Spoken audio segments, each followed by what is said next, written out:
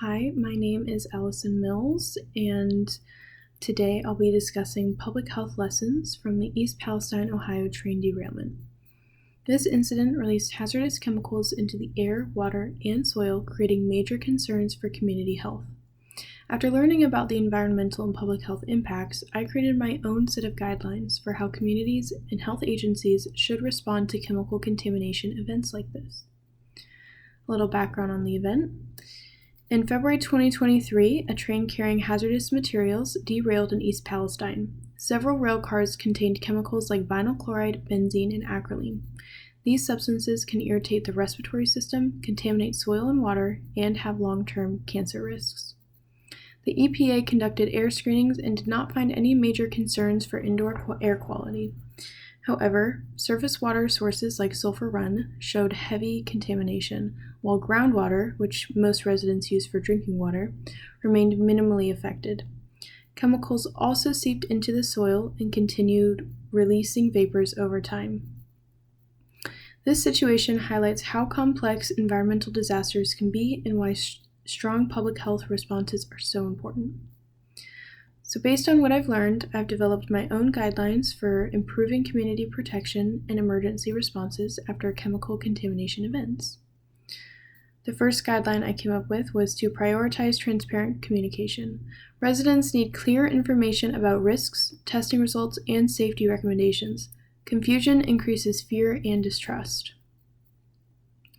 The second guideline is to conduct mini pathway exposure assessments. The air, soil, and water all interact. In East Palestine, surface water was contaminated, but groundwater was not. Assessing all pathways gives a full picture of the exposure. The third guideline is to establish long-term environmental monitoring. Some chemicals, like acrolein, linger in the soil and sediment. Monitoring should continue for months or years, not just during the first cleanup stage. The fourth guideline is to support community, mental, and physical health. Environmental disasters can create anxiety, displacement, and health worries. Offering screenings and counseling is just as important as the cleanup. The fifth guideline is to use precaution when evidence is uncertain. If there's any doubt about lingering chemicals, public health agencies should err on the side of caution by recommending temporary relocation or limiting contact with the contaminated areas. The sixth guideline is to engage the community in decision-making. Residents understand the local conditions the best. Their input should guide testing locations, cleanup priorities, and communication strategies. The seventh guideline is to coordinate across agencies. Effective response requires partnership between local health departments, environmental scientists, and emergency services, as well as the federal agencies like the EPA. The last guideline is to document the lessons learned.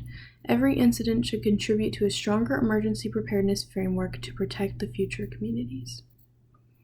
In conclusion, the East Palestine derailment shows how one incident can affect air, water, soil, and community trust. By following strong public health guidelines like transparent communication, long-term monitoring, and collaborative response, we can reduce harm to better protect communities in the future. Thank you for listening.